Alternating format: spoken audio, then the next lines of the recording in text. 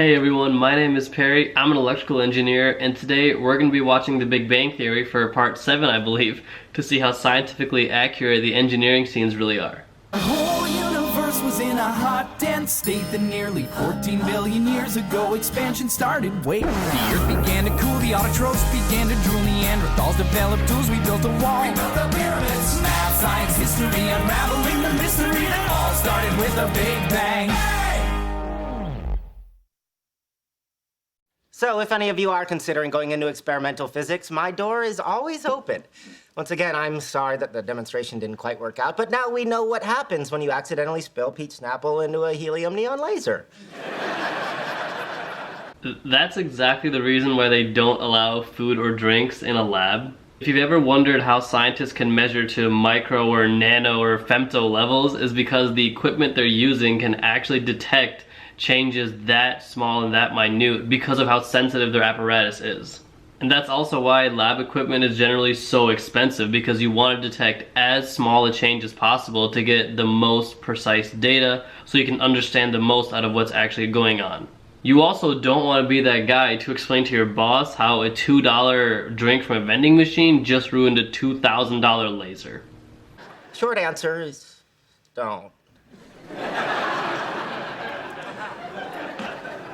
You would also never ever show a demonstration like that within a lecture hall. For one, everybody, including the professor, should be wearing safety goggles when demonstrating a laser of that high power. And in engineering labs and plants, they specifically have signs on doors that say like safety glasses or safety goggles needed from this point forward. And it's because of situations like this. Like if you're looking directly into the eye of that laser as it's on, you could potentially burn out your retina and you can go blind. It is possible to demonstrate how a laser works and do everything you want with it inside of a lab because everyone has the safety equipment required. But within a lecture hall, people are walking in and out, and you don't know if someone just walks in without safety glasses. Like, you don't want to harm them. And I can never see a scenario where this would ever be allowed with so many people in the room.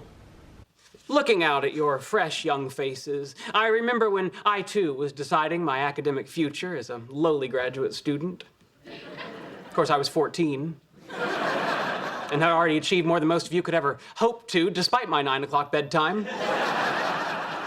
Now, there may be one or two of you in this room who has what it takes to succeed in theoretical physics, although it's more likely that you will spend your scientific careers teaching 5th graders how to make papier-mâché volcanoes of baking soda lava.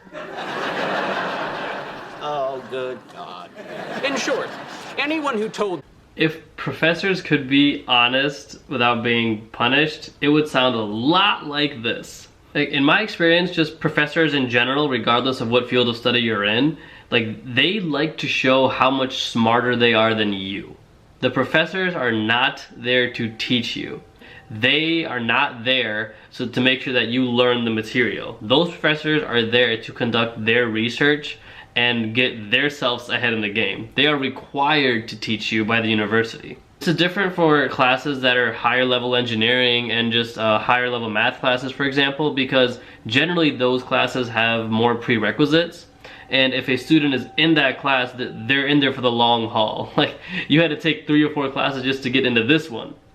So when you're at that level, the professors are generally pretty lax. Like, they're not as harsh on you as they are in these like general education classes, because in a higher level class, you're not required to be there, right? But this is like general chemistry, right? Majority of the students don't want to take it. And the professor doesn't want to teach students who don't want to learn.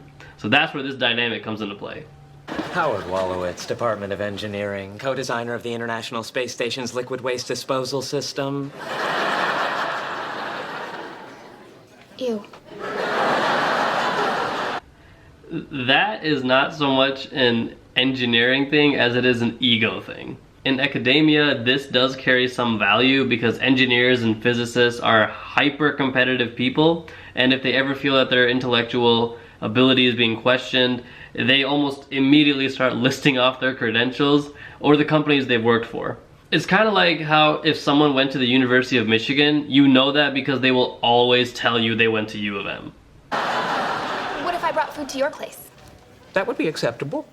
On Mondays, I eat Thai food. Mee krab and chicken satay with extra peanut sauce from Siam Palace. You got it. I already have your address.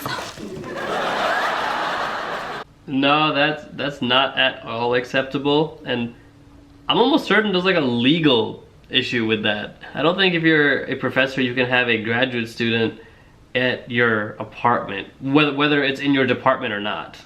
It's paradigm altering! And I could not have done it without you. Oh, please, I just offered a little encouragement. Oh, there's a lot more than that. You helped me work out the masses of all the fermions, and you pumice my hammer toe. How can I ever repay you? Well, would you consider naming it the Cooper-Nowitzki theorem? Who's Nowitzki? I'm Nowitzki. Oh, you want me to share credit? Uh-huh. Get out. When I was applying to different engineering programs, I remember asking for a credit in a published paper with a professor I was doing research with, and it went just like this. I don't understand why it's so difficult for professors to share credit. I'm not a professor myself, so I actually can't answer that. But this happens quite frequently, and I really don't know why. I don't think if it's like a matter of pride, or if it's like, because sharing credit doesn't mean that you did less work, right? Like it just means that like you collaborated with other people to achieve the same goal. So I don't understand why it's so difficult for like professors like this to share credit. This episode started off really rocky with the laser in a lecture hall. You definitely can't do that, especially without the proper safety equipment. And since Sheldon really isn't trying to take advantage of this grad student, we know that, like, it's still really creepy. You probably don't ever want to be in that dynamic where you're a teacher and a student is at your apartment, or vice versa. It's just not a place you ever want to be. That part about not sharing credit really hit home with me, because I remember literally being like, just asking the professor frankly, like, hey, this is gonna really help on my college applications, and I think it's gonna really get me like a step ahead of everyone else. Could I get a credit in this paper? He made it sound like I asked for his kidney or something like that. It was just so bizarre to him that I'd even consider this question. Let me know what you guys think in the comments below. If you did like the video, please give it a thumbs up. If there's anything else that you wanted me to watch and comment it over in the future, just go ahead and put it in the comments below. Thank you guys so much for watching. Stay fresh and stay golden.